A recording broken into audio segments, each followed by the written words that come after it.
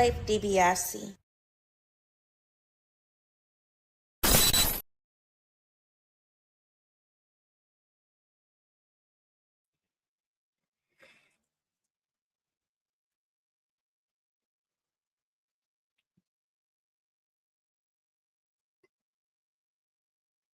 What's up, y'all? What's up, y'all? What's up, y'all? This is another live sesh, 420 sesh with the Offenders Initiative podcast. I am your illustrious host, Slave DiBiase, aka Tony Spark, aka Slathaniel Riches, aka got so many shades they thought I had a lazy eye, aka Victor Von Slay. And we are in here, y'all. What's going on?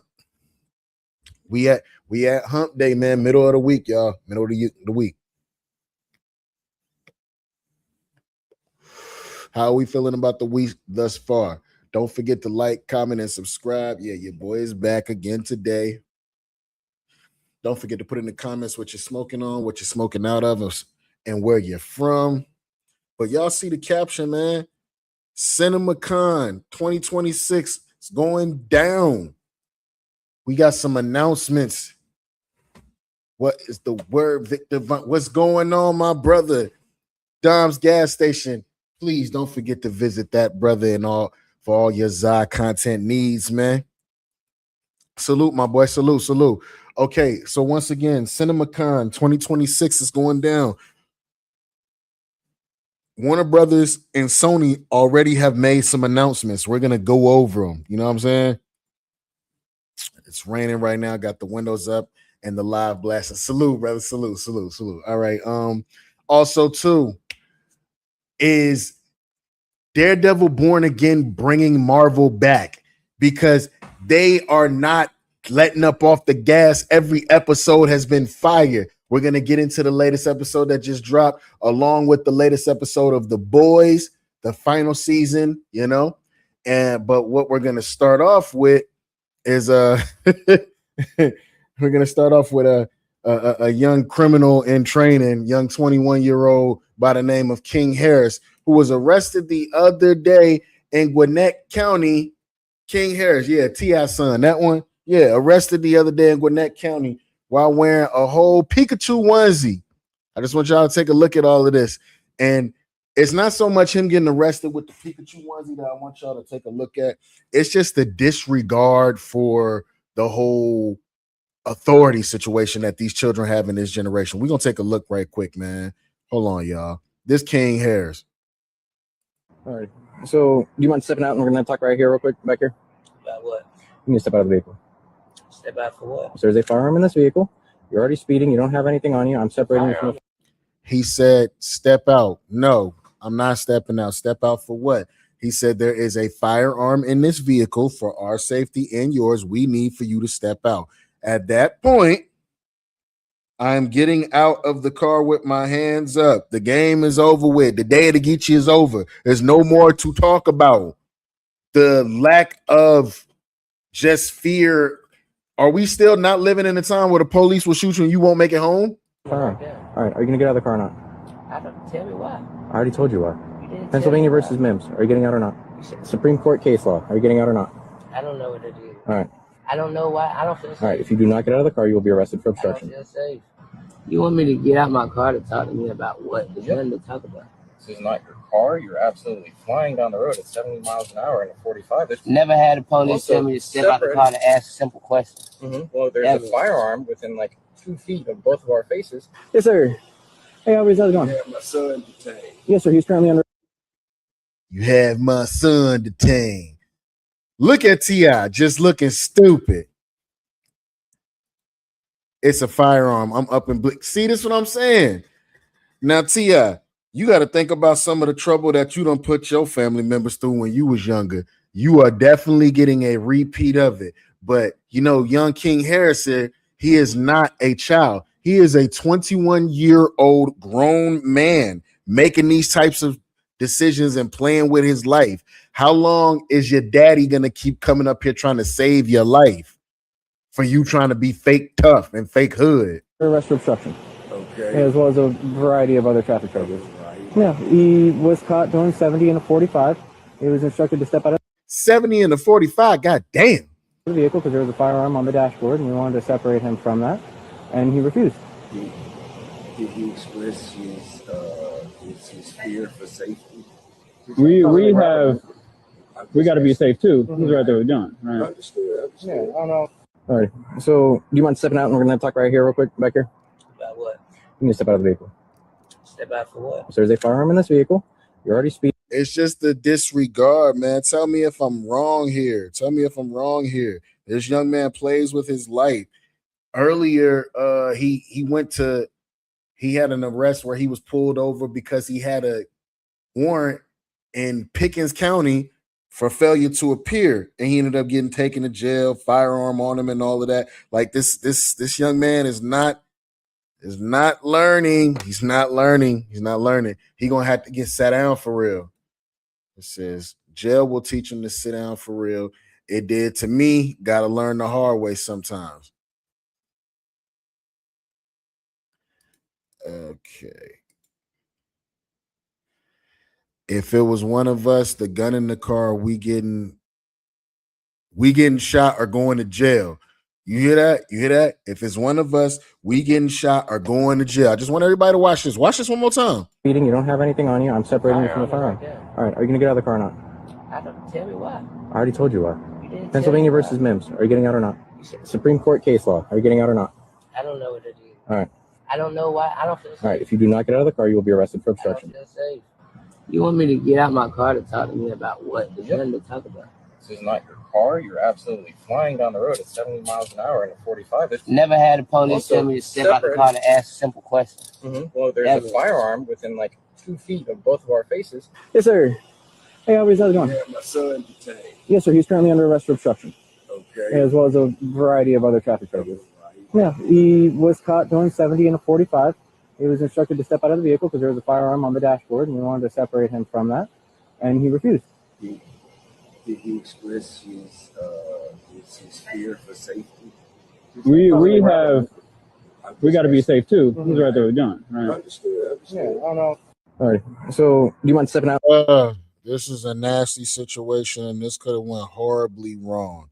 I think maybe the cops read the room as they're looking at this stupid kid that took somebody else's car joyriding, this stupid 21-year-old child who should be trying to come into his own as a man, who should be making waves because he's already got a head start because of his father and his mother.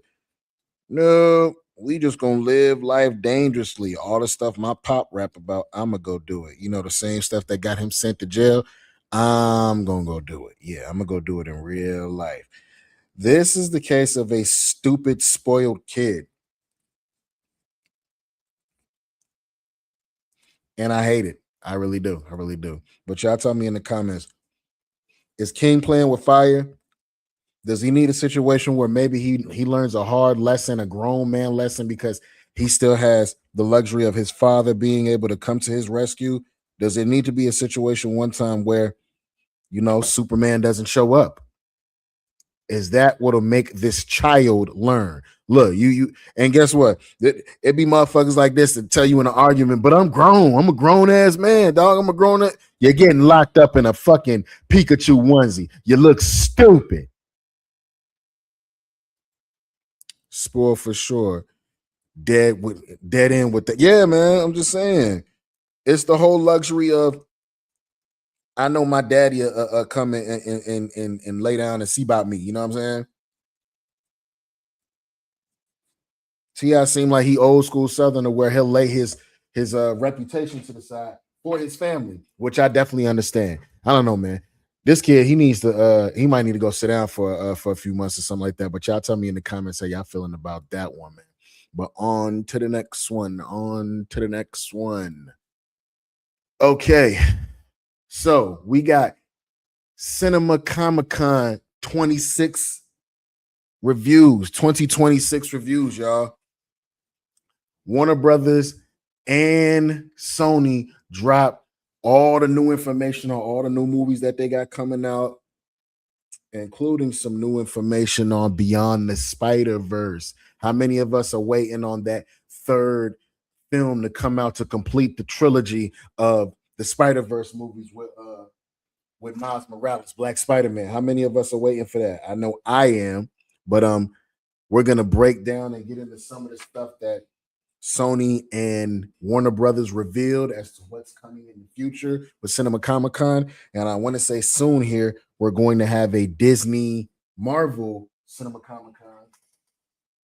And we'll also break down what they're talking about in there as well. I just feel it in the air. I've been hearing whispers in the wind. As soon as maybe tomorrow, we could get the Avengers Doomsday trailer. Avengers Doomsday trailer could show up as soon as CinemaCon. But let's get into it, man. Let's separate that. Let's get here we go.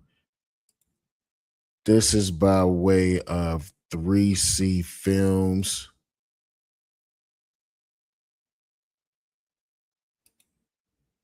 Yeah, 3C Films.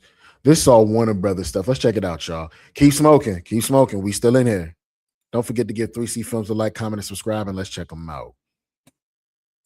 Held their CinemaCon panel for 2026, and I gotta be honest, it was kind of a lackluster one. While there's still a lot of cool things that got revealed and announced, when it was all said and done, it felt like there could have been some bigger announcements. Still though, just like with yesterday's Sony CinemaCon panel that you guys helped me get to the trending page of YouTube, thank you, I will be breaking down the entirety of the panel, giving you the description of the footage that was shown. Timestamps will be in the description, and as always, stay tuned for the rest of the week for the other panels. But also hit that like and subscribe button. Let's get this video trending too, please. And well, really quick before beginning on to the specific Warner Brothers panel, I did want to talk about the Godzilla -0 trailer. This is something that had a presentation and even got revealed online for the public to see. Hold up, we about to get another Godzilla -0? Did you go and see it in theaters? Did you go and see it in color? Did you go and see it in black and white?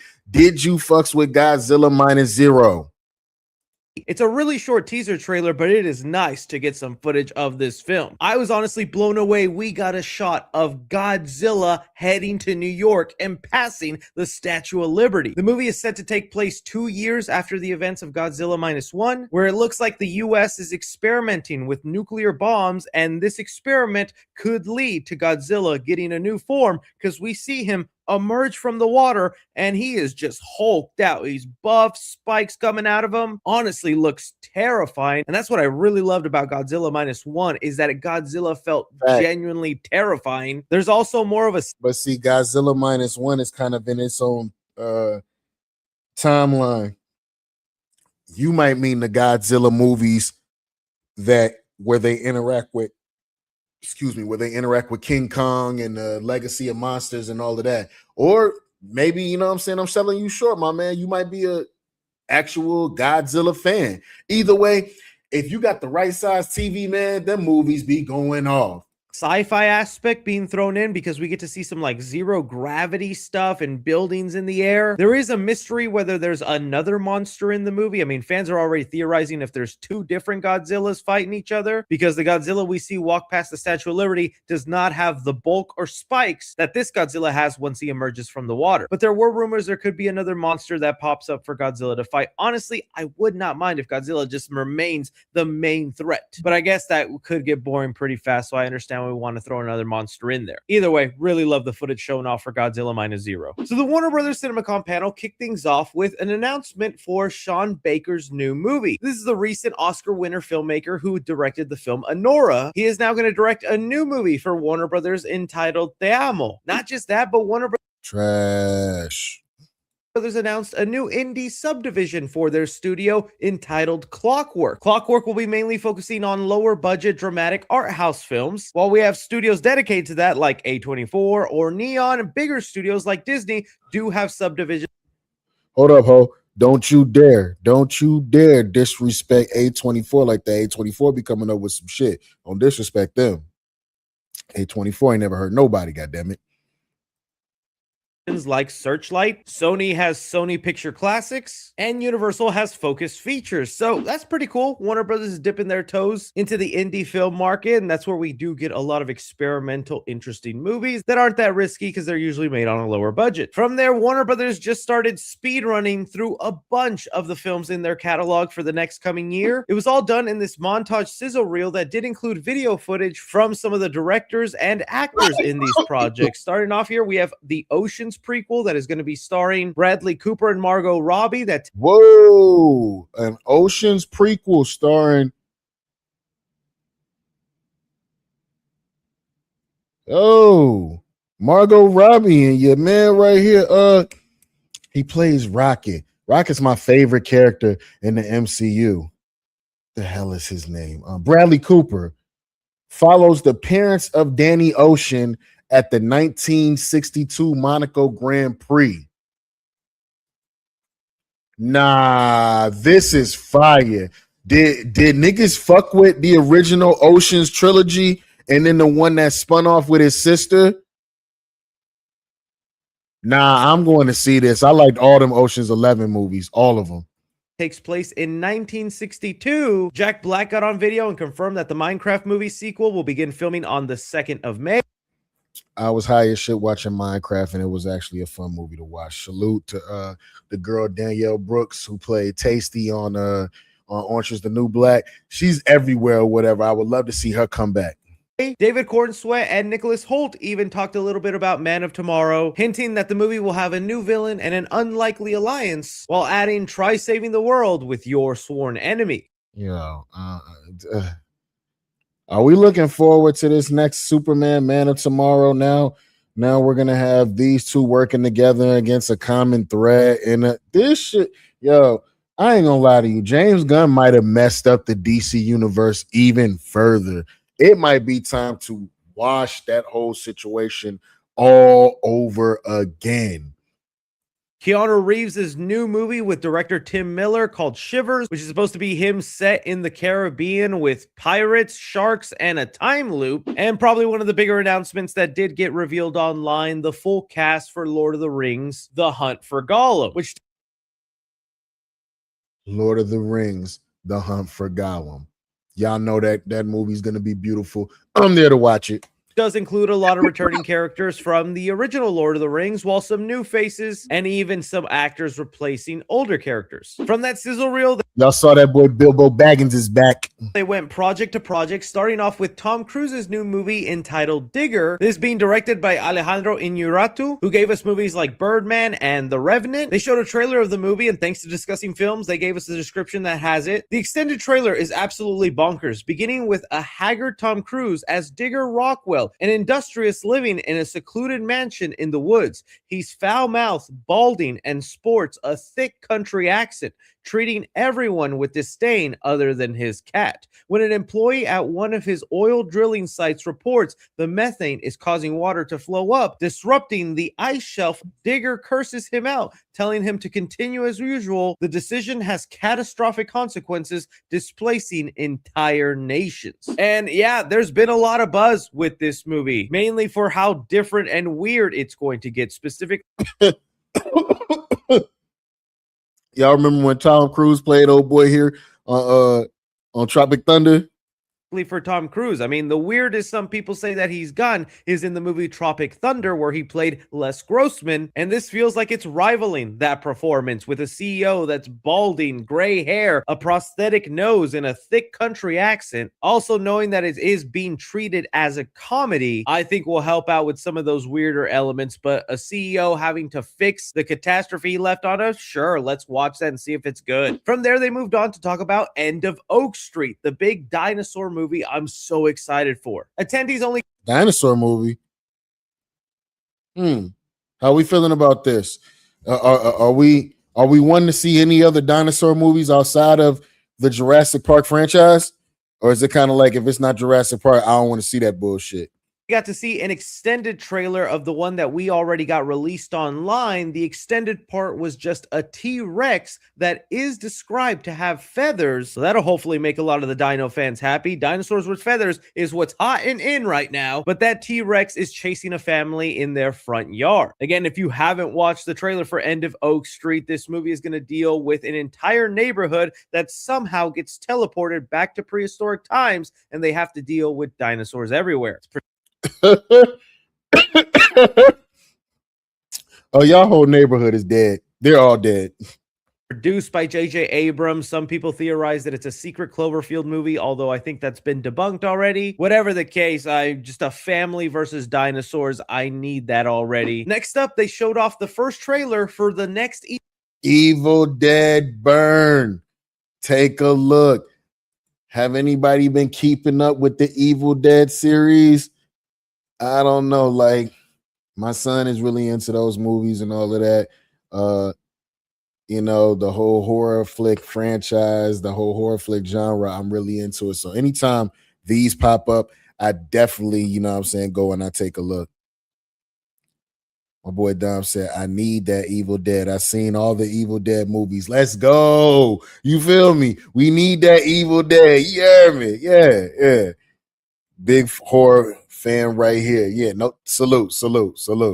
Evil Dead movie entitled Evil Dead Burn. Again, thanks to Discussing Films, we do have a description of the footage that goes as the trailer starts with a very different, grungy, desaturated look than Evil Dead Rise, as a woman stands in fear, looking at a door about to open. A man and woman walk in, terrified, mumbling, when the door slams open, revealing a deadite with a car seat going all the way through her head, which she removes slowly, almost gleefully. The trailer proper indicates that the plot involves a family using the Book of the Dead to resurrect a male member who died too young. Once the Necronomicon is used, the entire town around them seem to be under possession. In general, Evil Dead Burn footage feels significantly meaner than I don't know. That kind of sounds like a dope ass little concept for a new movie, man. I ain't gonna lie to you. So that means if there are some people, if the whole town is possessed, then that means there's some people who aren't possessed, because you have to have a protagonist and an antagonist. You have to have one. You know what I'm saying? And now, does this make way for Bruce Campbell to come back as, you know, Ash, or, you know, will this open the door for a new season of Ash versus Evil Dead? Evil Dead 2 inspired predecessor. The Deadites are vicious, severing fingers in car doors, spontaneously combusting themselves, leaping to the top of roofs, and scaring a male protagonist so bad that he falls into a dishwasher and stabs himself in the back with knives. Evil Dead Burn looks like a truly original spin on the franchise, with a total visceral experience prioritized. And oh my goodness, that is what I need right there. But how many times are we going to have somebody pick up that skin leather book and just read off of it, man? When are you going to learn your lesson?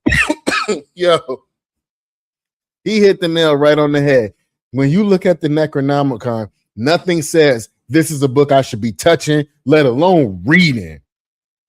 At least it looks like they have some idea what they're doing, because they have a purpose. A lot of times in the Evil Dead movies, when they're reading from the book, they're just doing it for the heck of it. But here they know what the book is capable of, and they're going to risk it all to try and bring one of their family members back to life. The idea also of a town filled with deadites going after them and doing a whole bunch of crazy things, that sounds fun too. Really looking forward to this. Is it going to connect to the last few Evil Deads that we've seen?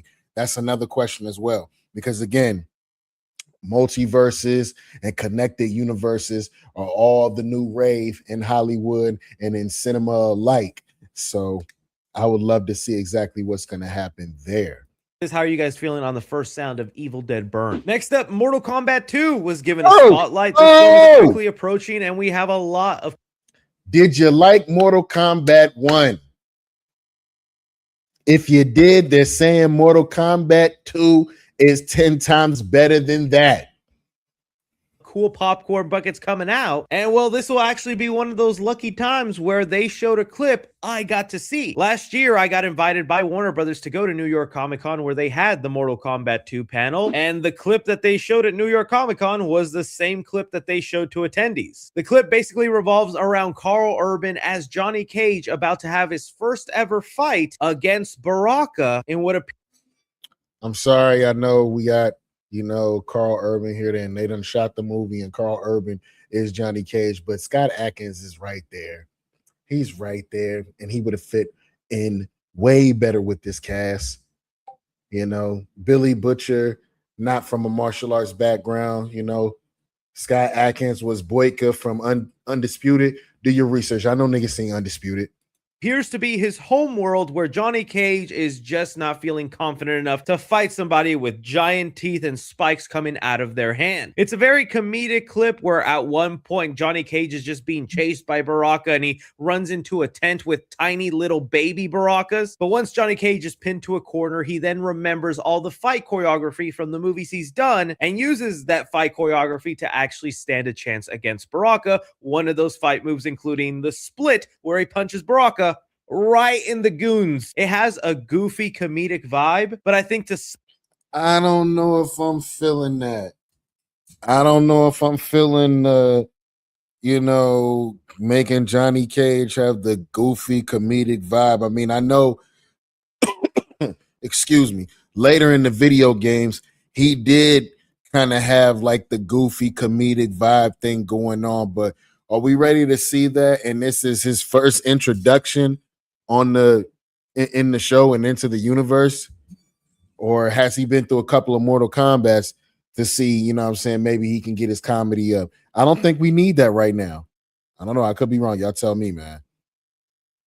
some diehard Mortal Kombat fans, they're going to find it extremely silly and the wrong tone for this series, but I think that's honestly the best way to go with it. Next up, attendees were then shown footage for the animated Cat in the Hat movie. Not just that, but they were also handed bags they were instructed not to open until it got to the Cat in the Hat segment, and they were all gifted blue wigs. And this makes sense when the footage really highlights the different amount of things you're about to see in this animated movie. That was really the highlight of the footage, is that I'm gonna go take my son to see this. there's just dozens and dozens of different things, each one with a unique number and a power set. One of them even being a kaiju thing. Aside from that, it just seemed like a family fun adventure, no different than the trailer that was already released. I wish I was more excited for this Cat in the Hat movie, but I guess I'm just spoiled by the comedy masterpiece that was the Mike Myers live action Cat in the Hat. Dirty hoe. Moving on, we had the DC Studios portion that, we should not have gotten our hopes up. A clear See, look at his stupid face. Making this dumbass face. This is the face of somebody who ain't got it together. Look at this motherfucker, man. This is the face of somebody who's going to further fuck up a universe that's already fucked up. Look, do he look like he's finna tell us anything good? Watch this. I haven't seen none of this. I'm reacting just like y'all are. Watch this. sign that not much or anything big was going to be revealed was the fact that James Gunn didn't even appear. Instead, it was Peter Safran who showed up and did this part of the presentation and promised James Gunn will be back at CinemaCon next year. But I guess I can't blame James Gunn too much. They literally said they are 1 week away from them starting to film Man of Tomorrow, where I was hoping they could give us some clarity to a recent news article that confirmed Adriana Arjona actually did get cast in the movie, and fans right now don't know whether she's actually playing Maxima or it's a cover and she will actually be playing Wonder Woman in the movie. Looks like we'll still be in the dark with that and have to wait and see who she is. As far as footage that did get to be shown, they started off with Clayface. Thanks to discussing films, we have here a description of the footage. The teaser is relatively straightforward, opening on the titular Clayface, also known as Matt Hagen, covered in a face bandage, lying paralyzed in a hospital room, presumably after a horrifying accident. A slow down and eerie rendition of Do You Realize by Flaming Lips plays as camera zooms into Matt's face, we're shown flashes of his life as an actor in a modernized neon-lit Gotham City. We see snippets of Matt toying with a mysterious scientific experiment with clay, assuming to make his return to acting following his accident. The teaser ends with Matt lying in a bathtub, touching and wiping off his face, which turns into a terrifying swirl of clay before it cuts to the clay face title card. Okay, Do we want a Clayface movie? By the way, I'm gonna go ahead and spoil it for y'all niggas, man. Batman does not show up in the Clayface movie. Why do we have a Clayface movie? James Gunn, why did you give us a Clayface movie? Nobody asked for it. In my Drake voice, nobody asked for this. that sounds interesting. I'm honestly more curious to see what this Gotham looks like, because that's kind of our first look at DCU Gotham. People also did want to point out that the title and logo for Clayface was red, and that just sparked up more theories about the merger and whether this is set in the Robert Pattinson universe. And while I'm kind of done believing those theories, for marketing purposes, they know exactly what they're doing. If it takes place in the Robert Pattinson universe, I would rather see that. Clayface with red letters similar to the Pattinson universe. Oh, that's supposed to trick your grand. That's similar to the Pattinson universe and similar to the Penguin logo as well. Uncle and co-workers to buying a ticket to this because they think it's part of that glorious universe. Either way, attendees did know it definitely has a horror movie vibe, and that makes me really excited for this Clayface film. Next up, Supergirl got a presentation with Jason Momoa even riding on stage using Lobo's motorcycle. They did a couple of minutes of banter and general questions on stage, one notably of Jason Momoa joking that his Aquaman and Lobo should star in a movie together, and Millie Alcock talking about she had to learn 6 different alien languages for the movie. And then they presented a hefty clip with description here, thanks to discussing. Are we going to go see the Supergirl movie? Again, going to the movies isn't like how it used to be, where it was like, I mean, it's a thing to do, but it's not an inexpensive thing to do anymore. You know what I'm saying? Like, especially if you have a family. So now when you're stepping out and going to the movies, the movie really got to be like that, or you got to be a big fan of whatever franchise that you're watching. You know what I'm saying? It costs a lot to get in the movies, eat that overpriced food, and get them overpriced movie tickets. Film saying Kara Zor-El sits uncomfortably on a transport full of bizarre-looking aliens. She finds out that her young companion, Ruthie, has snuck onto the Airbus, but before she can scold her, a group of teleporting space pirates board the ship.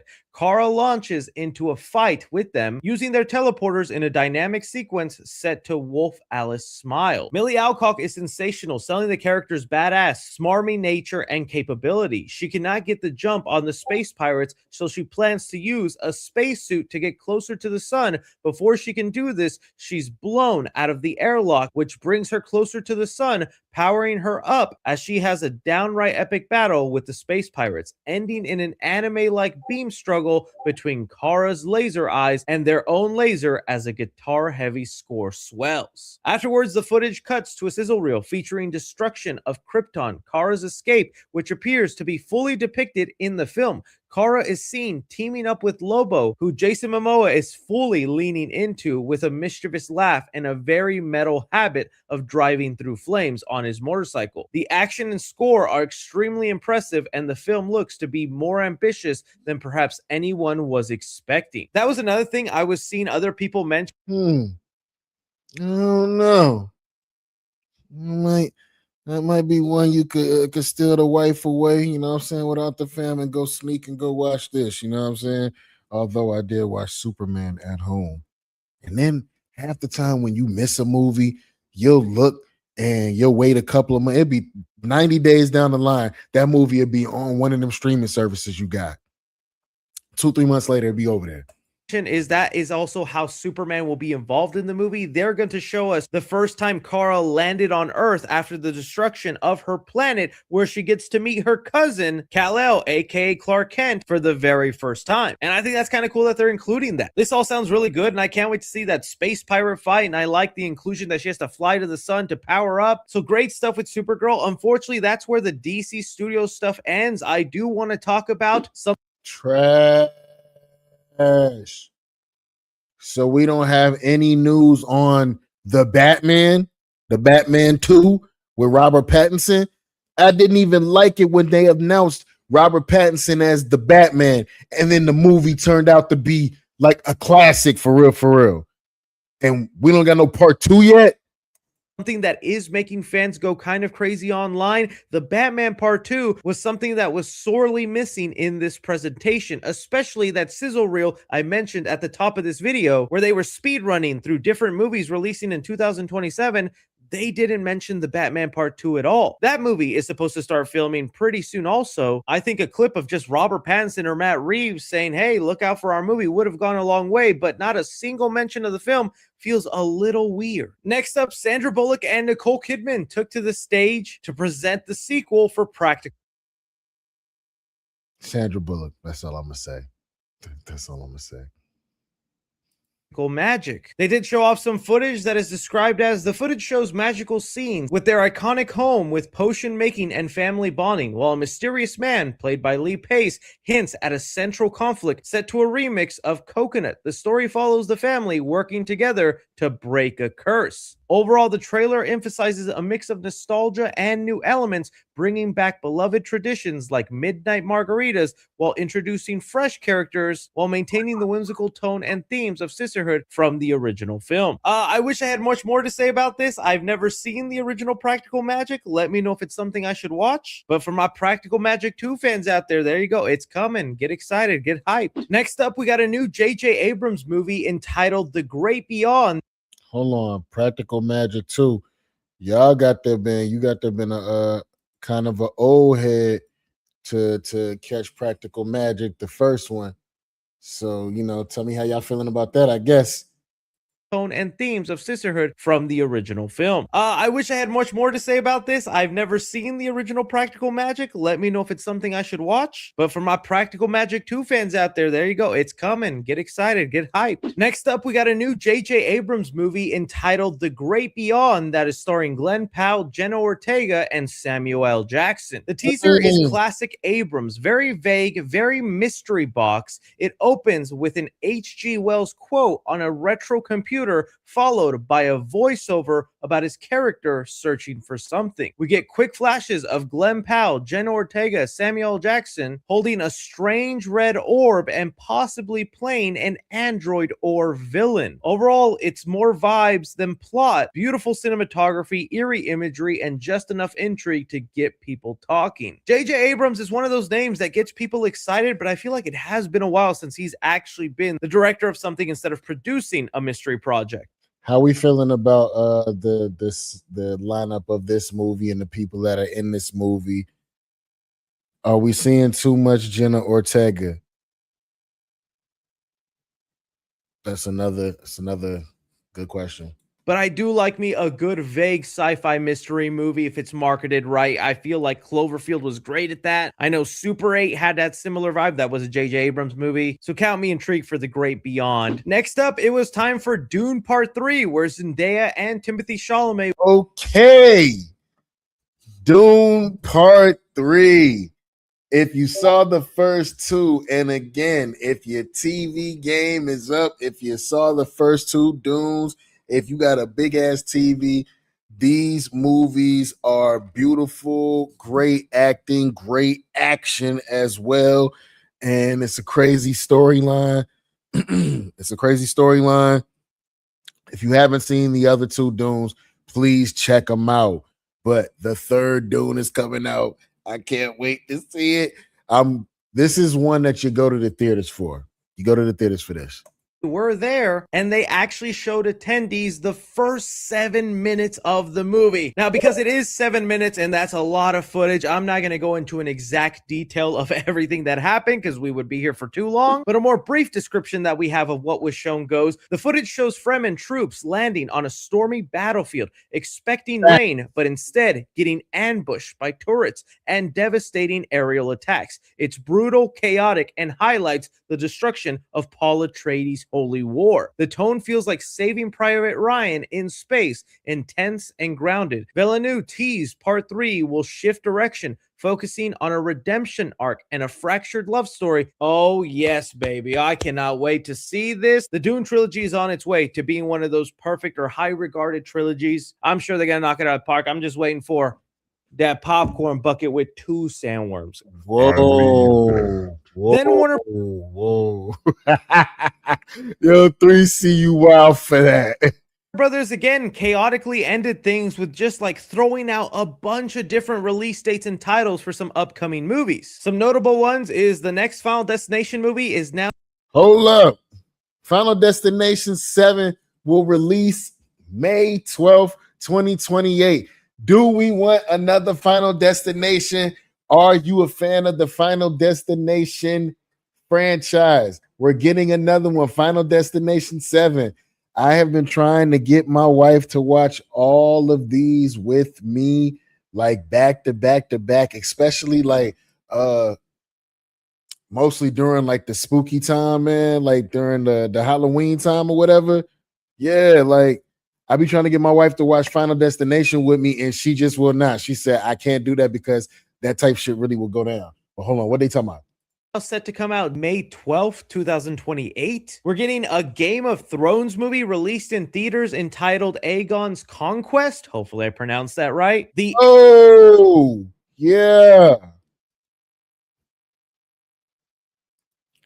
Aunt Gladys prequel is scheduled to release in theaters. Hold on, we're getting a Game of Thrones. Hold up. 12th, 2028. We're getting a Game of Thrones. And Aegon's Conquest movie is officially in the works, coming to theaters. I'm there for that. Where are my Game of Thrones folks at? Where y'all at? Ding, ding, ding, ding, ding, ding, ding, ding, ding, ding, ding, ding.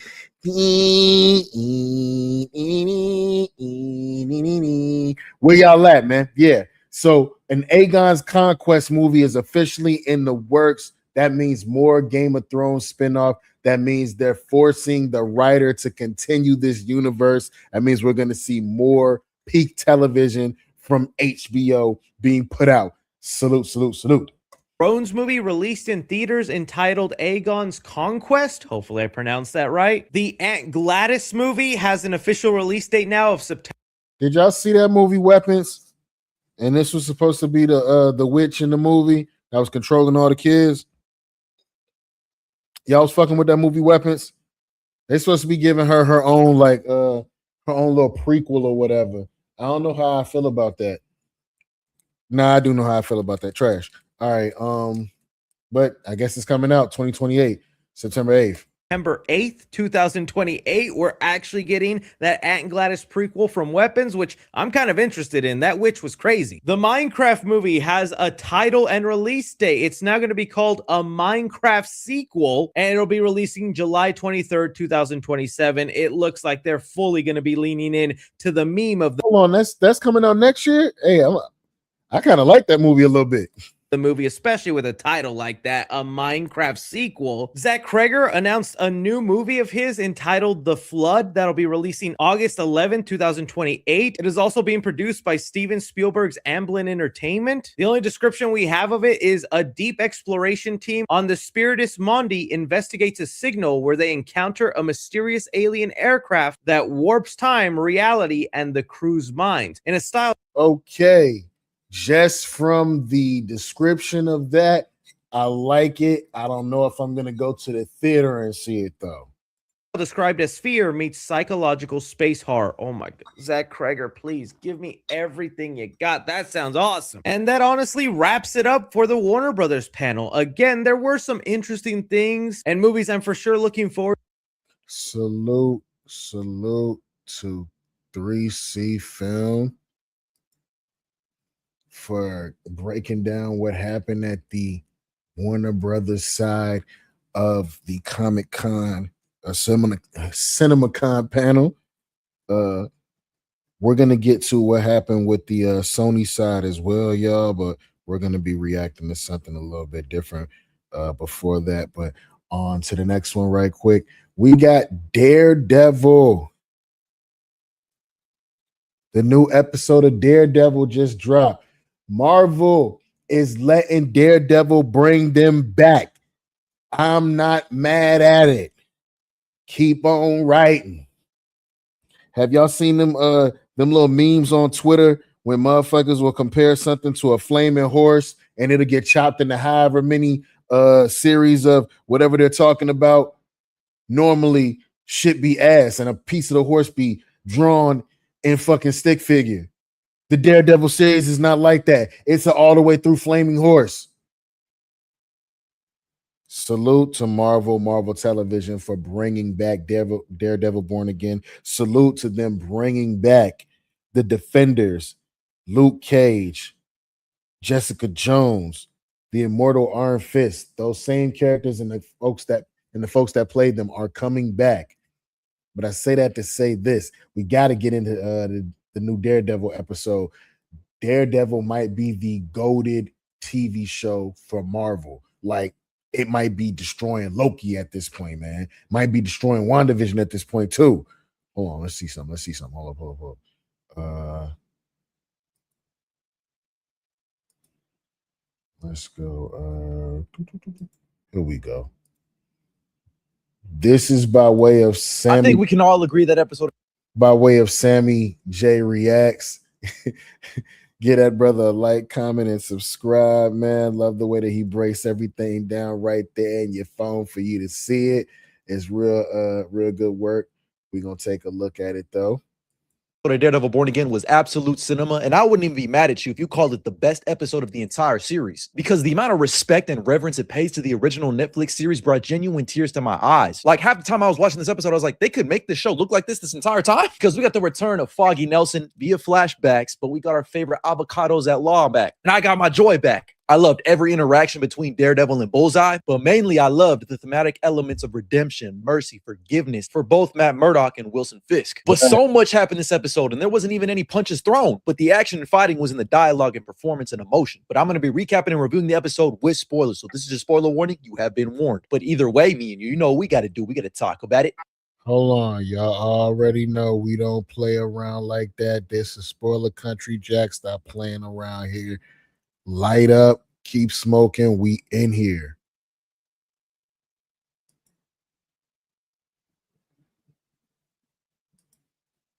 Peace, Uncle Phil. But for real, I did not expect this episode to start off by showing us Wilson Fisk's big ass toes. They're just out here on the beach for free. But as you can see, we immediately pick up with Vanessa, scooped off the ring where Matt and Elektra had sex and sent immediately into emergency surgery, where Fisk's entire team is dealing with the crisis. You got Daniel Blake dealing with the press, not telling them shit, the AVTF making sure nobody gets past them, and Buck doing what Buck does. But we see that lovable, punchable face and Powell go up to Fisk and say, we're doing everything we can to find Bullseye and Daredevil. I want to find them just as bad as you, Mr. Mayor. He says, that's not possible. Just find them. And Powell, alive. I love how he put that extra emphasis on keep them alive, because he knows how Powell operates. But as you can see, Fisk has flooded the streets with everyone's favorite bootlickers in the AVTF. He spared no expense trying to find Daredevil and Bullseye, who are having to sneak around. And I love this scene where this kitchen actually helps out Daredevil, because they say, we're with you. And Dex the entire time is like, just leave me. This episode does a really good job in expanding what Dex really meant by his whole balancing the scales, and Matt having to deal with coming to terms with trying to forgive this fucking guy, and the way it intertwines with the flashbacks is beautiful. But we pick up with, I'm not forgiving this motherfucker, man. I don't care what happened. You killed my best friend. You knew that was my best friend. I don't care who paid you to do it. You still did it. You always have a choice. You can't say no. Me and Bullseye will never be cool, never work together, never do nothing. So this whole being a hero shit, see, this is why I could never be a hero, because you got to say fucks like this and actually be okay about it. is beautiful. But we pick up with BB visiting Daniel at the hospital. And of course, at first, BB's just there to find out what the hell happened to Vanessa. And Daniel's like, what the fuck? As Daniel points this out, she then shares a genuine hug with him. But then he tells her that she's in critical condition. He really said, me when a bad bitch tell me to do something. And that's when we get the first of many flashback scenes that were filmed in the exact same ratio, color grade, and lighting from the Netflix series. Even the de-aging technology they use is immaculate. As we see the first time Vanessa sees the rabbit in a snowstorm painting. And her curator at first is like, man, we aren't going to sell that. And she's like, listen, if you find the right buyer, someone's willing to pay whatever for it. And she's going to end up being right. But we then get the conversation between Bullseye and Daredevil that I've been waiting for. Can we all just agree that Vanessa is way more vicious than Wilson Fisk will ever be? She's like legit vicious. For them to have. When Bullseye asks Matt if he thinks she's dead, he says, I don't know. Bullseye's like, I hope she is, because of the whole balancing the scales. But Matt's like, it doesn't make a difference. It's just murder. That's when Dex has to hit Matt with a think, Matt. I was supposed to die when you threw me off that roof. Nobody survives 4 stories. This is divine intervention. This motherfucker Bullseye is crazy. He's mentally ill. He thinks he was God sent to balance out the scales of him killing Foggy. That's his own form of redemption. But unfortunately, Dex says Foggy's name. And Matt says, ha, give me your fucking neck. Say it again. Say his name again. But in actuality, he just says, you don't get to say his name. You don't get to say his name. You don't get to say his name. Like Beetlejuice. He told that motherfucker 3 times up against the wall, you don't get to say his name. Just when we were making progress. But then we immediately get our flashbacks with our favorite avocados at law. And this little storyline is going to play into Bullseye and Daredevil's relationship later on in this episode. And can I just say, I almost cried just watching this moment because I realized just how much I love Foggy and Matt's relationship. I love how Matt always...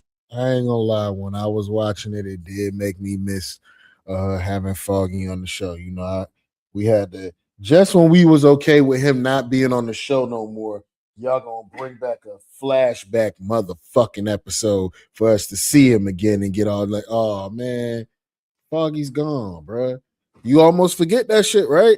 This TV show has had such great writing, such great action. The storyline is doing what it's supposed to do, especially season 2. It's been doing what it's supposed to do. You almost forget that Foggy's not here anymore. holds his arm, even though he doesn't need to. Like it's like his emotional support friend, you know what I mean? But it turns out they're representing a man who Foggy actually grew up with when he was a kid named Ray. And this dude used to torture Foggy and his little brother who Foggy was friends with. He actually calls Foggy Fembot. But they're there so he can sign a plea deal. But this dude is a lot smarter than he sounds. They sign a plea deal for what? So I can go into jail and then you know what they're going to do to me? You know who I work for? There's 10 dudes in there ready to... I don't even realize who you work for. As we cut to a flashback of Fisk and my dog, Wesley. I had to stand up, almost cheered and saluted. But the most unexpected sentence came out of Fisk's mouth. He said, "Have you heard about Bitcoin? Maybe we should start diversifying our portfolio." He almost died from laughter because this is a conversation I was having in 2014 too. But we then find out that Wesley's actually the one that planted the idea of going to the art gallery, saying he should invest there. But also, Wesley mentions the fact they have a problem with the lion, who is Ray. Man, that Foggy and Matt. Oh, you almost forget that this was Karen Page's first body. Wesley. Yeah. Kingpin's first right-hand man. Karen Page shot him up. I mean, emptied the clip. Didn't waste not one. They're starting to say that one of the most deadliest characters with a weapon or a handgun, they should say, is Karen Page in the MCU currently. You give Karen Page a gun, she gonna get you up out of there fast. So yeah, Wesley, she lit him up. Are representing, and they're gonna need to get it done. As we get to this beautiful reflection shot of Fisk looking over at Vanessa in surgery, I love the way these flashbacks are played out as memories that both Matt and Fisk are going through in their specific situations in the present. Fisk is trying to hold on to every memory he had with Vanessa, specifically the first time they met, because this could be the last time they ever meet. As Bullseye and Daredevil have another conversation, Matt finally admits that the reason he's trying to save Dex right now is because he did try to kill him on top of Josie's bar. He says, I guess we're both seeking penance tonight. We then get another beautiful moment in the flashback with Foggy and Matt as they find out there was a clerical error processing Ray, which grants him a get out of jail free card. During this conversation, Matt brings up the fund that they're trying to save up for Murdoch and Nelson. That's right, Murdoch and Nelson. More on that in a second. Because So this was around the time when they first started coming up with names for their law firm because they were working for somebody else. And normally when you find out you're working for an asshole, you always end up saying to yourself, I could do this better. I should start my own shit.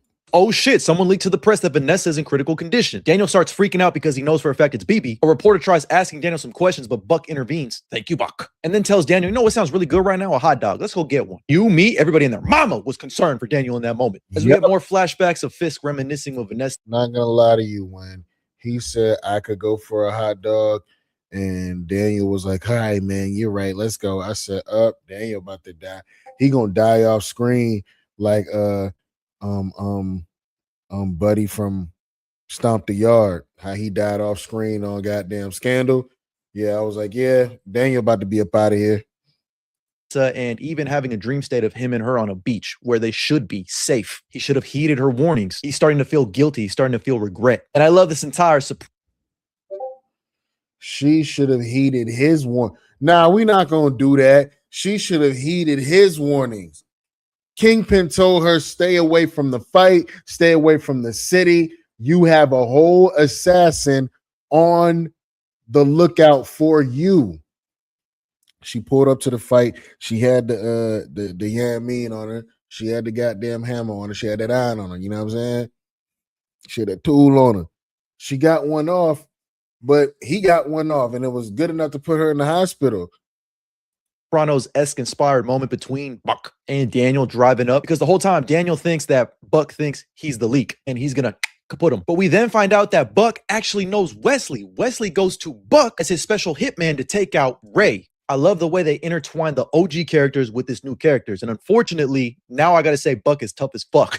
I'm just playing. He's kind of always been Buck, but now the fact that we got Wesley essentially knighting him, saying, listen, Sammy, you need to fuck with Buck because I fuck with Buck. It's almost like the creators heard all my slander on Buck last season, saying that you are not Wesley, little bro. And they said, we're just going to make Wesley fuck with him. So now you got to fuck with him. I got to respect it. Game is game. But then we get this beautiful moment with Daredevil taking Bullseye to a church where Matt just starts praying and then he starts remembering. And we get a Claire Temple reference when Matt says, I know a nurse that can help you out. I can't wait to see your show up in Spider-Man Brand New Day. It's going to be peak cinema. Where Hold up. Do you think we will get a Rosario Dawson appearance in Spider-Man Brand New Day? Or might we get a Rosario Dawson appearance at the end of this season of Daredevil Born Again? Y'all know I've been said bring back Night Nurse. That's been my thing. Bring back Rosario Dawson as Night Nurse. I've been said that. where after Ray gets let off, Foggy tells Ray to get out of town, please. And of course, Foggy, being as persistent as he is, goes to Ray's crib and gives him the fun that they were saving for Murdoch and Nelson. But I also love how Daredevil starts saying nurses, lawyers, doctors, we're all just people at the end of the day, whether you're a vigilante or an assassin like me. We're all just trying to scratch some type of itch. As we go back to the type of itch that Foggy likes to scratch, being a good fucking person, which goes back to that scene between the Punisher and Daredevil in season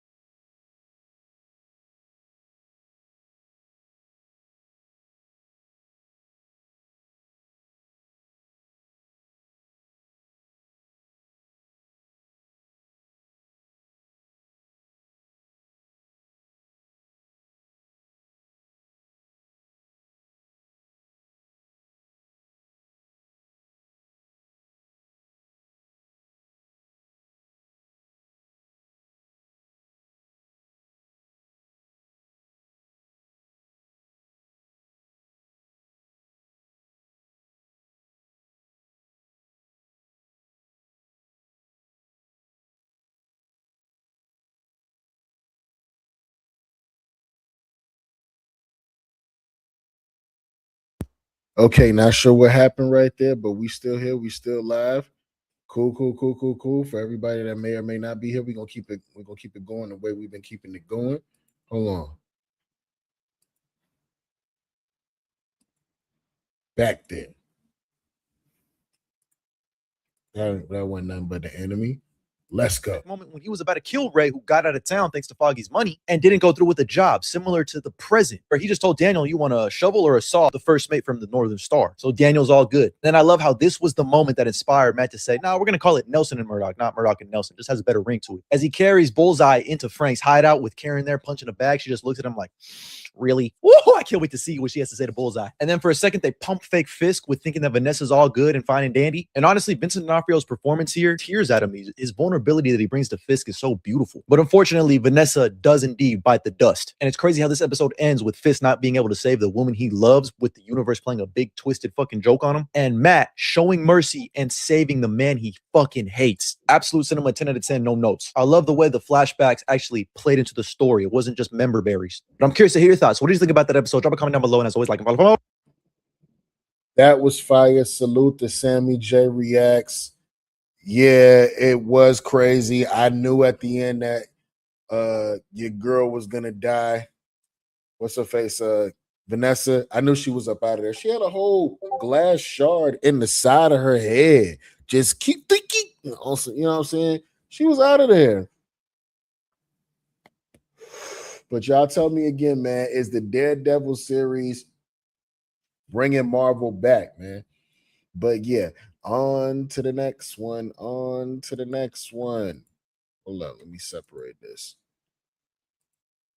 Okay, so we're going to bring it back to, now we'll bring it back to, you know what, we'll go to The Boys. The newest episode of The Boys. Y'all keeping up with the series finale? Who do we see the big fight being in between? Who do we predict is going to have a major death next? We already saw A-Train get made him bite the dust. You know what I'm saying? We already seen him get up out of here. Who do we see getting up out of here next?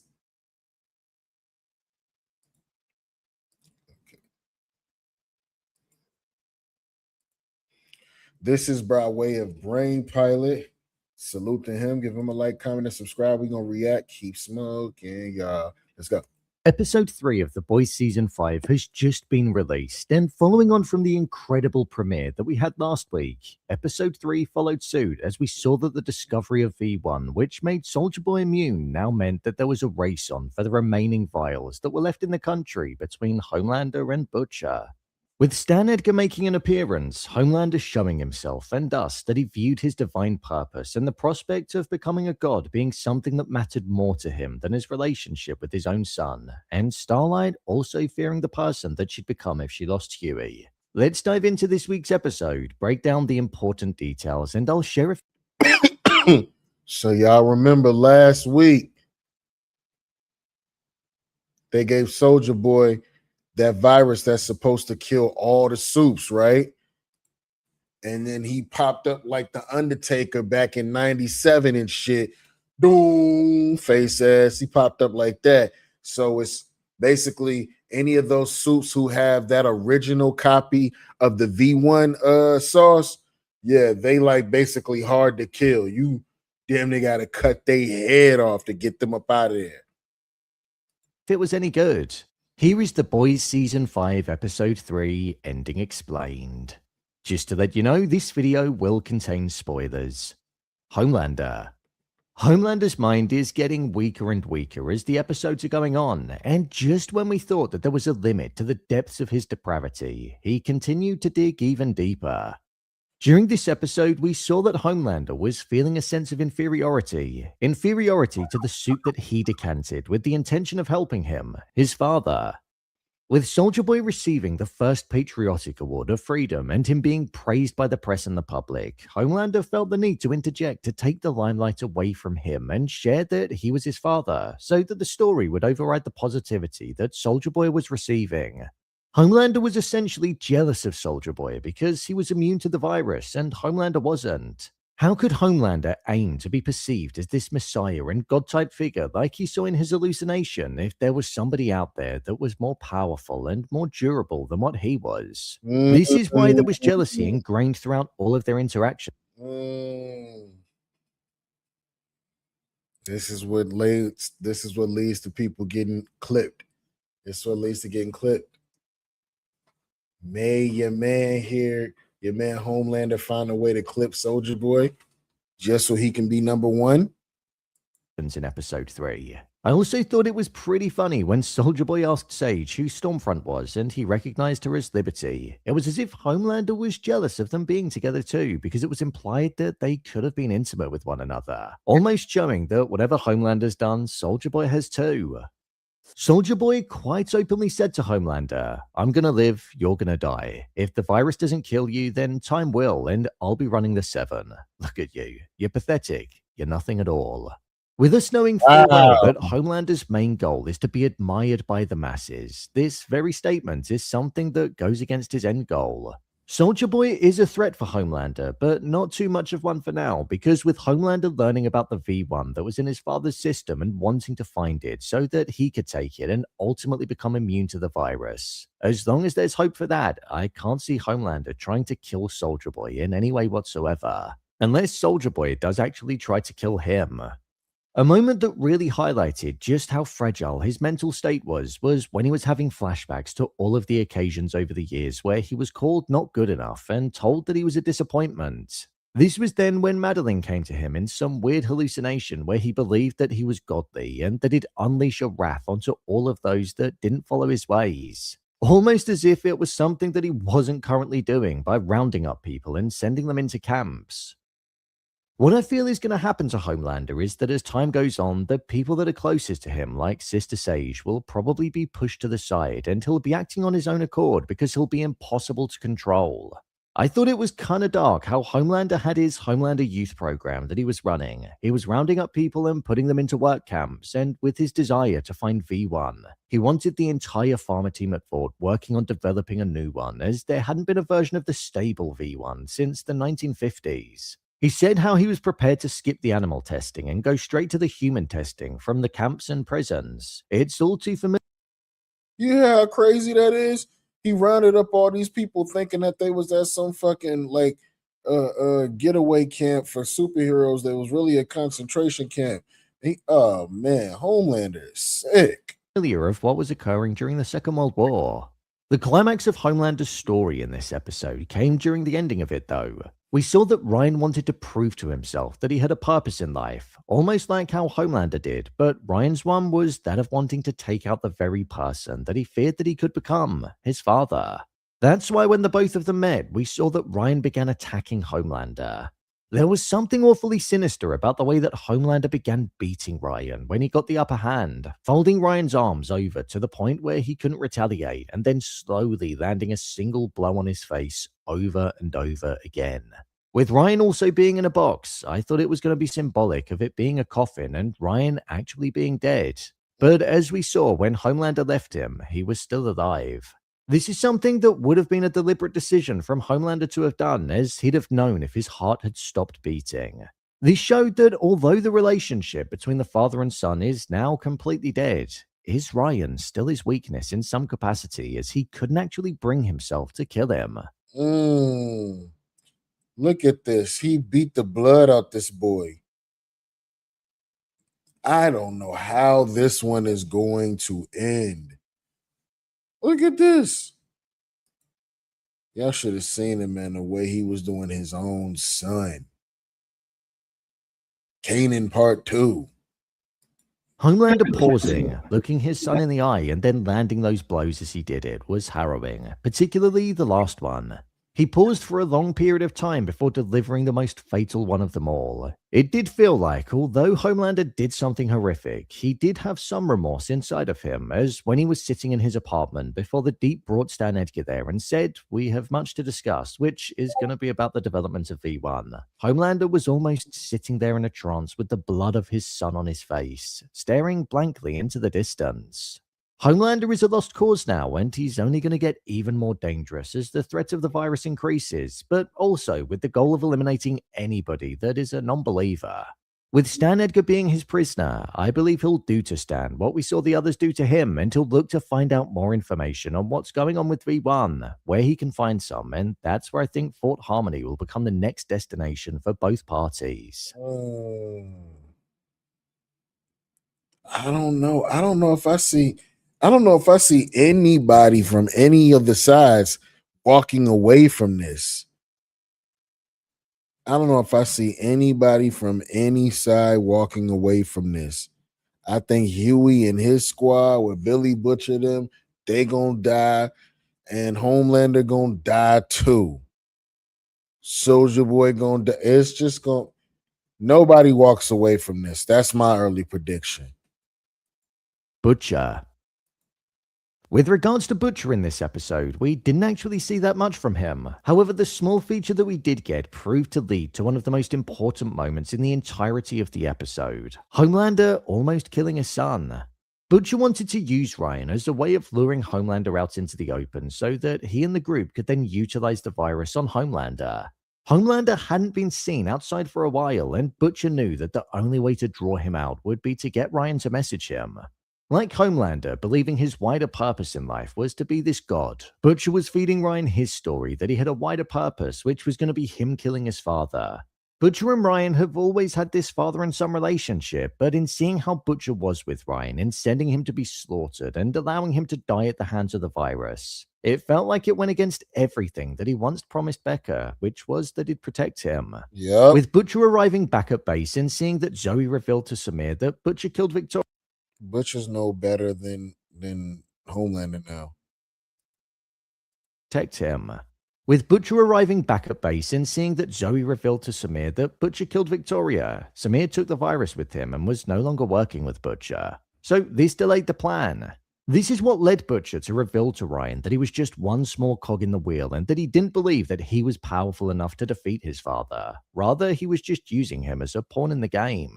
This is what led Ryan to go and face off against Homelander directly and look to end him for good. However, we know what happened there.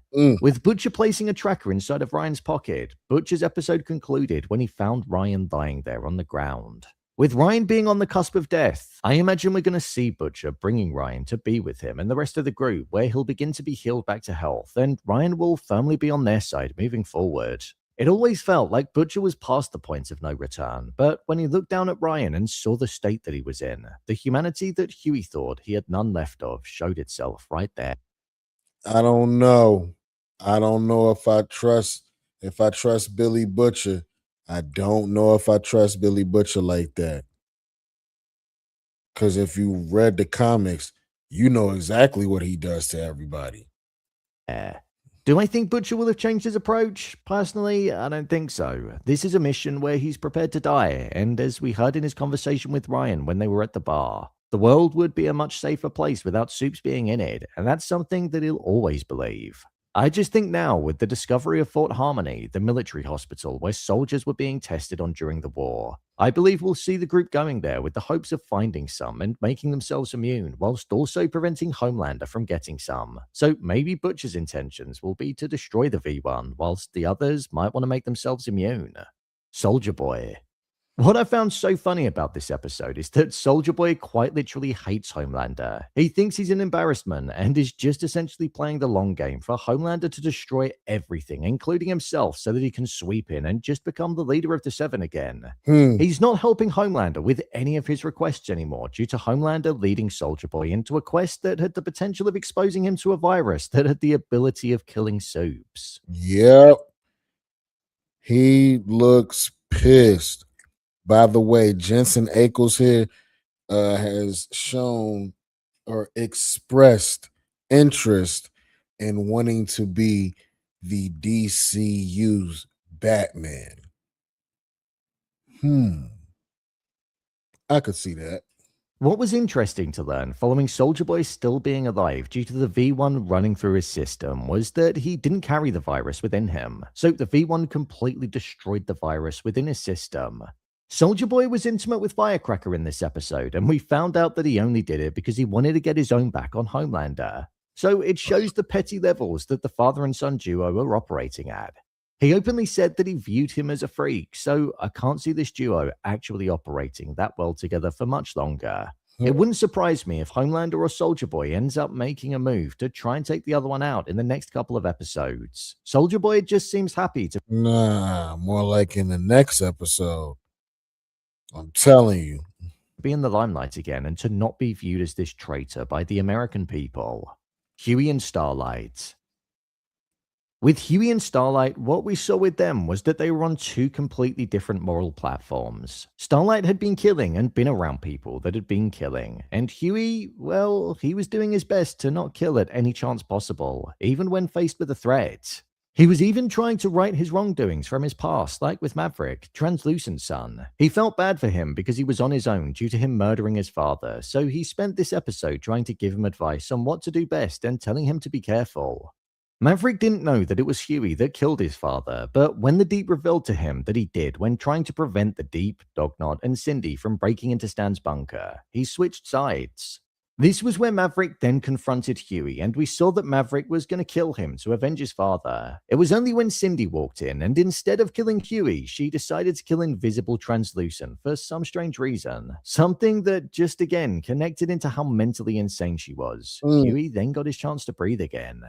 This is where Starlight was faced with the reality of the situation as well. In the first two episodes of the season, she witnessed firsthand the amount of people that were being killed or were being placed in camps, all in the fight of her name. That was something that she struggled with, but when she entered the room and all she saw was Cindy twisting her wrist and blood splattering everywhere, she believed that it was Huey that was dead in that moment, and it quite literally broke her. It broke her to the point where she killed Cindy. Now, I do just want to say, I love the fact that Cindy has been getting drip-fed to us since Season 2, Episode 6 of the show as being this super powerful being. And then she was just killed like that. It took me by... Starlight cooked her. That is an understatement. Starlight cooked her. All because she thought she killed Huey. a surprise. I didn't expect it, and it feels very in line with the boys. As I said, the fight in her name and the innocent victims that were being killed was something that Starlight was struggling with, and Huey was another person in all of this, where if his death occurred, she wouldn't be able to forgive herself. As she said, there'd be no coming back from it, meaning that it would send her to breaking point, and she could end up leading with wrath and violence whilst sending her into a dark place. So with her flying off at the end, I wonder if she's going to assess if being in a relationship with Huey is the right thing for her whilst they're in this fight, because all it's going to do is cause more pain and suffering if something were to go wrong. Frenchie and Kimiko. With regards to Frenchie and Kimiko, I somehow feel like they're not going to be... This whole she can talk shit, the moment she ended up being able to talk, I said, relationship over. Relationship over, Frenchie. You lost your bitch. Relationship over, Frenchie. Together by the end of the season. If they both survive, I think we'll see Kimiko actually leaving Frenchie. Yeah. I say this because even though they're deeply in love with each other, I can't help but feel like they just want completely different things in life. Kimiko wants a house and a family with several kids, and Frenchie doesn't want that at all. This makes me think that although Frenchie is willing to stand by and protect her, even looking at securing the V1 so it almost acts as a vaccine so that she doesn't die when the world gets exposed to the virus, I don't think they'll be departing the show and living happily ever after. Damn.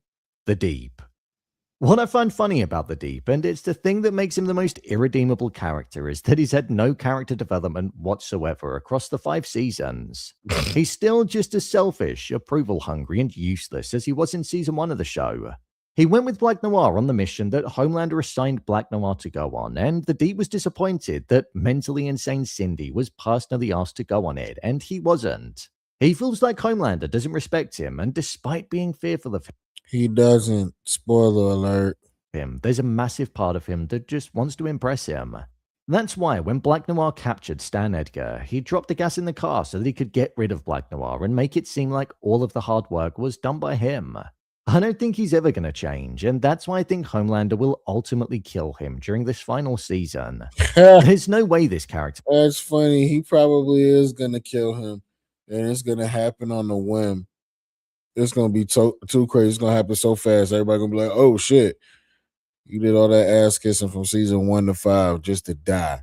Survives, or if it does, it'll just show that he's the luckiest soup of them all. I suppose he could just retreat into the ocean if it does get really bad. My review of the episode. I thought this was a really strong episode of The Boys. Following the first 2 episodes last week, landing with real impact, it had a lot to follow on from, and this one definitely delivered. It was a bit predictable, just based on the fact that we kinda knew that they'd all be looking for V. Okay. This was a good episode to me, leading further into the series finale of The Boys. Salute to Brain Plot and the way he broke it down. Don't forget to give that brother a like, comment, and subscribe. But on to the next one. We got Sony. Sony also had their CinemaCon day drop. No, I'm talking about. Let's see exactly what they had in store over here. Okay.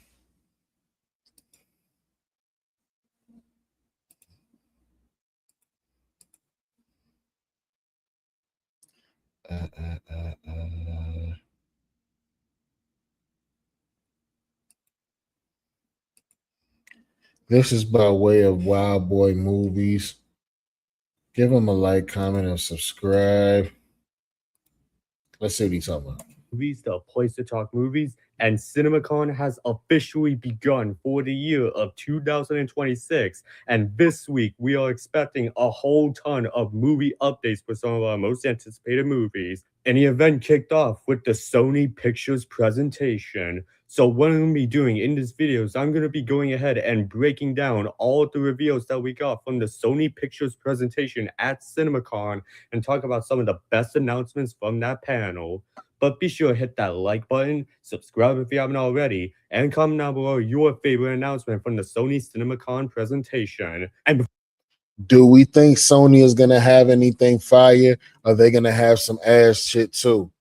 Because y'all seen how Buddy said he wasn't really impressed with Warner Brothers. Let's see what they're talking about with Sony. before we even get into this video, I just want to show off the little Spider-Man shrine that I made in anticipation of the Spider-Man updates for Brand New Day and Beyond the Spider-Verse at the panel. Okay, But without further ado, let's get right into it. Alright, so Sony started off their presentation with literally nothing for like 30 minutes. I believe they were presenting like an award to someone within that first 30-minute window of the presentation, which is rather annoying because I'm literally making this video as the Sony presentation is going on. But once that was done, salute to you, brother. Salute to you, because I would not know what was going on with this whole panel if you didn't do stuff like this. So salute to you. and they finally went ahead and started talking about some of the upcoming movies. And they went ahead and started off with Nate Boganski's new movie, The Breadwinner. And Nate went ahead and talked about how this was his first movie and hopefully it wasn't his last movie. And then they went ahead and showcased a new look at the movie to attendees. And honestly, I'm not going to dive into what the clip was just because I'm not really that interested in The Breadwinner. Facts. He might have just read my mind on that one. Facts. I don't like it. He has on an apron. Get out of here. It's one that I'll probably wait for it to be released on Netflix to watch. But as of right now, I'm just not really that interested in the movie. The trailers really haven't done anything for me, so I'm not going to spend too much time on that footage. And from there, Sony went ahead and moved on to talk about Spider-Man Brand New Day, where they went ahead and had Tom Holland Let's go. Tom Holland pulled up, and what? go up on stage and go ahead and mention that Spider-Man Brand New Day is the most emotional and grown-up of all of his Spider-Man movies. And that sounds very exciting, but the most exciting thing is we got some first posters with Spider-Man Brand New Day. This one, which looks pretty cool, and I think this one, which is better, which is Spider-Man versus the Hand, and this one, which looks pretty cool. Hold on. Brand New Day. This one, which looks pretty cool. So we got MJ in the lenses. He still can see her. He still wants her. But remember, the spell is underway. Nobody remembers that Peter Parker is Spider-Man, especially her. And I think this one, which is better, which is Spider-Man versus The Hand, the comic book accurate The Hand. Hand. And we did get these posters released online. And attendees got to see an exclusive clip that was not released online. And it was Peter meeting MJ and Ned again at a party, and Ned trying to figure out who's Spider-Man, and there are now the options to either Flash Thompson or Mr. Harrington. Now, to be completely honest with you guys, I was kind of hoping that this footage would be of Tom Holland's Spider-Man and John Bernthal's The Punisher, just because I really want to see more of that relationship that Spider-Man and Punisher are going to have in the movie. And maybe that also might just be from the fact that we got the Punisher One Last Kill trailer. Just how many of y'all are ready for that new Disney Plus series coming out, The Punisher One Last Kill? Did you see the official trailer? Was it fire? Look at that armor. Let them keep going. I believe last week, and I'm wanting to see more of John Bernthal's Punisher. But I'm liking the sound of the footage that they showed at CinemaCon, and I'm also really liking the posters that they did drop online. Then they went ahead and moved on to talk about Insidious 6 that we recently just found out would be called Insidious Out of the Further. Whoa, And just like what... hold up. New Insidious movie. What's up? More horror. Bring it to me.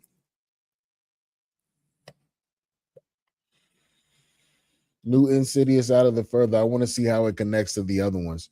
Sony said over the weekend, they did go ahead and release this trailer online after showing it to attendees, and I thought the trailer was pretty alright. Now, I haven't seen any of the previous 5 Insidious movies, but from the looks of this trailer, this one does look pretty decently. I'm not going to say that it looks good, but I'd be willing to go ahead and check it out. And hold up.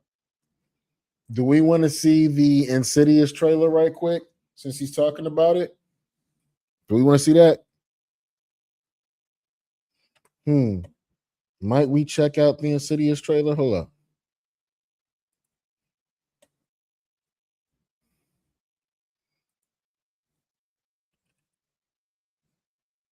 Insidious.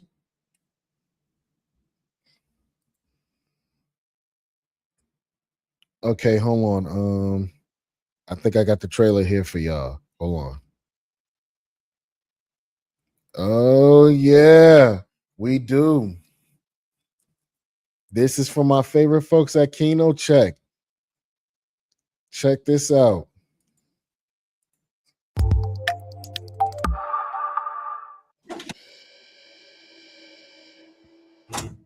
How are you doing today?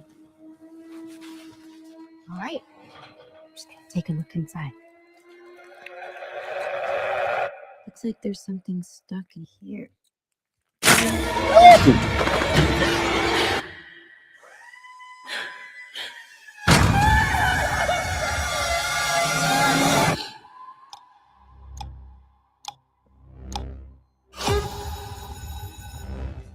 Dad, ever since she was born, it's been just the two of us. Hi. Hi! We were really happy. Had some sleep. Until I started having these dreams. Maya? I'm scaring my daughter. I need someone to tell me how to stop this. Those are not dreams, Gemma. You have a rare gift. The ability to travel into the realm between this world and the next one. But you can do something I didn't know was possible. You can bring demons back to the human world permanently.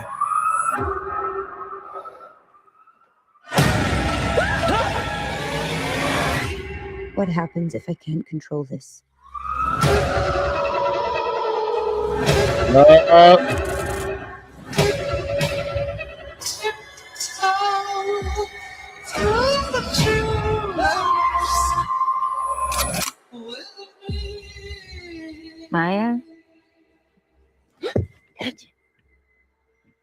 Maya? No damn Maya.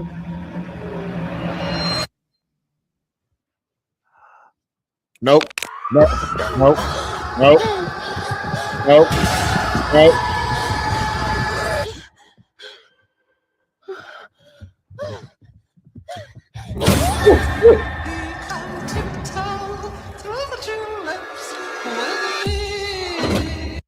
Yeah, I'm going to go see that. I'm definitely going to go see that.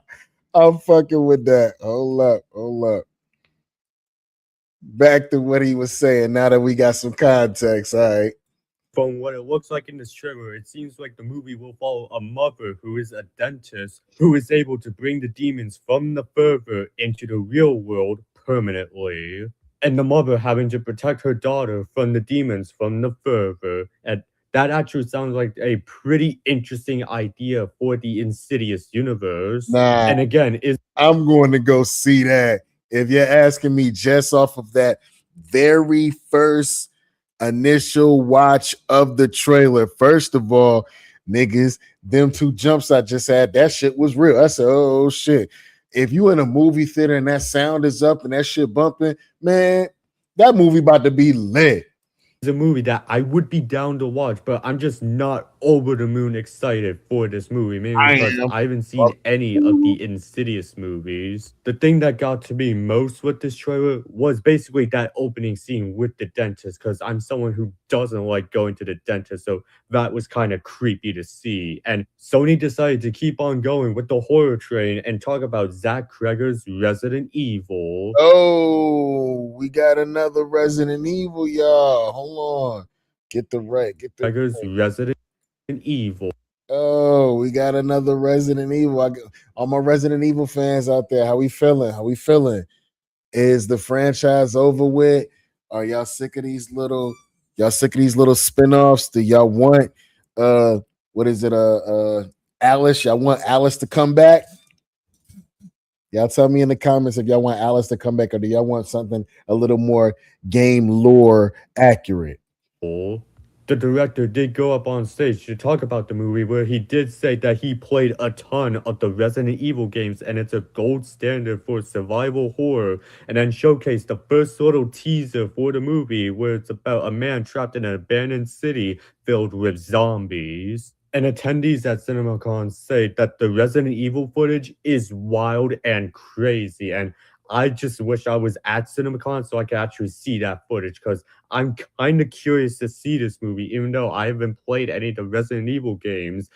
My main draw to the movie is Zach Cregger as director, so I'm hoping that he does end up doing a great job with that movie, because I do know that I watched the last movie, Welcome to Raccoon City, but I just don't remember much from that movie since it's been so long since I've seen it. And then they went ahead and talked about some upcoming video game movies that Sony is making. Like, for one, Justin Lin's H-Divers movie, saying that pre-production is starting in 2 weeks. Whoa. And they announced an R-rated animated Bloodborne movie. Whoa! A Helldivers and a Bloodborne movie. Do we want this?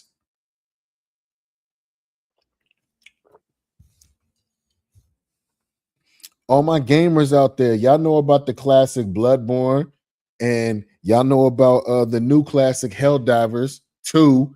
You know, do we want this? That's going to have Jacksepticeye developing the film, and that really is my only interest in that movie, is Jacksepticeye. And if Markiplier can do that well with Iron Lung, I don't see why Jacksepticeye couldn't do the same thing. So I'm rooting for Jacksepticeye with that movie. And they also went ahead and revealed that the live-action Legend of Zelda movie has wrapped filming. However, they did not showcase any footage of the movie to CinemaCon, so that's maybe something that I don't know if I'm going to the movies to watch that. I might wait for that to come across the streaming service. Yeah, I just might. I don't know if you'll get me to waste no gas to go watch that motherfucker. I'll have to wait for next CinemaCon for attendees to see. But they then went ahead and moved on to The Social Reckoning, which, if you didn't know, is a sequel to the 2010 movie The Social Network, which was the I never saw the Social Network movie, so there's about to be a sequel to the Social Network movie. Now I gotta go watch this now, because they're saying this is how Facebook was made. It was some dirty friends snaking each other out of some technology, some money, something like that. I need to find out what's up. sequel to the 2010 movie The Social Network, which was the Facebook movie. And people are saying that the footage does look pretty good and that Jeremy Strong as Mark Zuckerberg is scary. Now, I haven't seen The Social Network, so my interest is not really that high for the movie. Really, my only main interest in this movie is Mikey Madison being a part of the cast because I think she's a great actress. But I'm just curious on what do you even do with a sequel to the Facebook movie, because Facebook has really evolved since whenever that first movie came out. I'm going to be very curious to see whenever the trailer comes out online just to know what this movie is about. Then they went ahead and moved on to talk about the planned animated movie Bubs before moving on to Spider-Man Beyond the Spider-Verse, the one movie that I was really anticipating for this Sony panel. The producers of the movie, Lord and Miller, went ahead and got up on stage and said, "Welcome to the final chapter." Let's go. More Spider-Man. Hold on.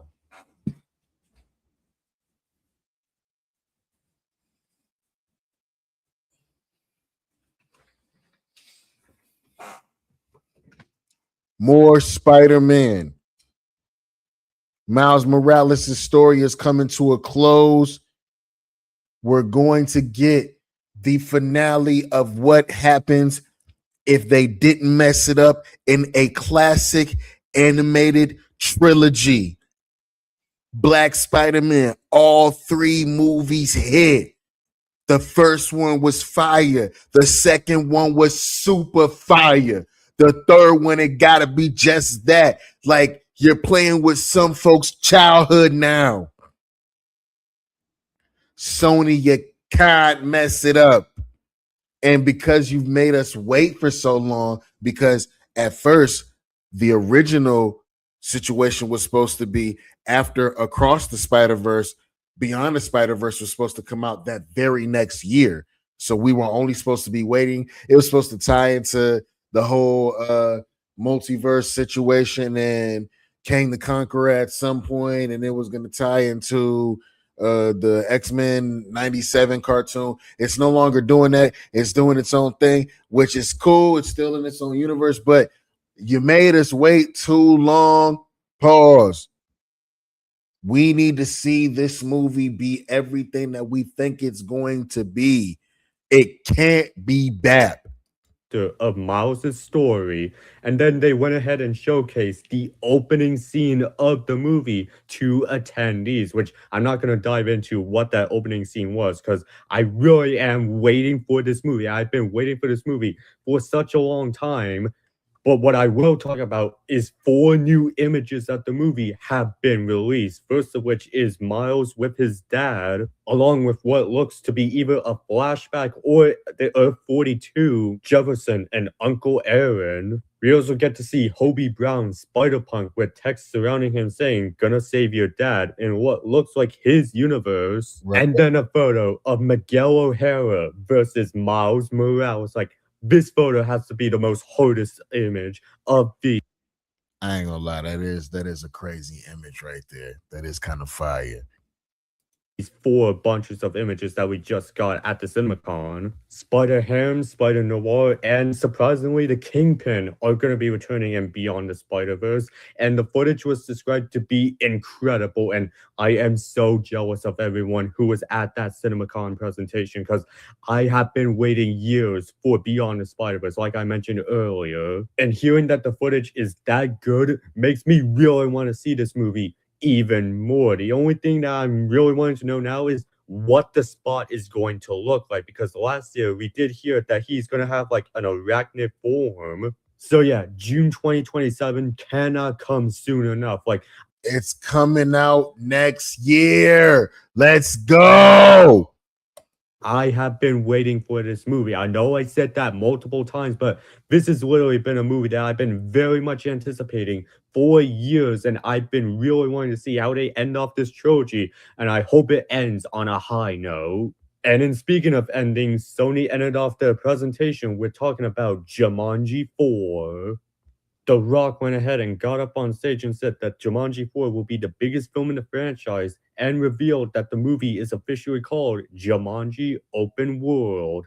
And along with that, they also went ahead and showcased the first bit of trailer footage for the movie to attendees. And it'll basically be dealing with the video game characters Dwayne Johnson, Jack Black, Kevin Hart, Karen Gillian coming into the real world, but they're still in like their demo modes and meeting the human characters. That sounds like a pretty cool idea. Like the world of the Jumanji video game is coming into the real world.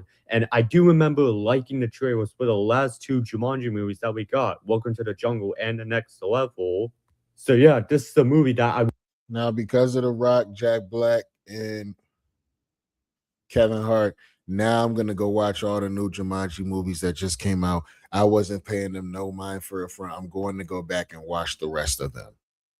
I'm probably gonna go check them out like now. I ain't got shit to do. would definitely go ahead and check out. I would just have to check out the other two movies first, since I haven't seen those previous two Jumanji movies. But that was basically it for Sony Pictures at CinemaCon. I'll definitely be around for these sessions as soon as they drop more and more news within the week with CinemaCon. Yeah, CinemaCon. Yeah. You know what I'm saying? And we can definitely sesh it out and talk about what Marvel and Disney has coming up, and we're gonna see in the next few days what they're talking about. Y'all be easy, man. This is another good one. Salute to everybody that pulled up to the sesh, everybody that was in the chat. Salute, salute, salute. It's your boy Slave DiBiase. This is another one with the Offenders Initiative podcast. And we out.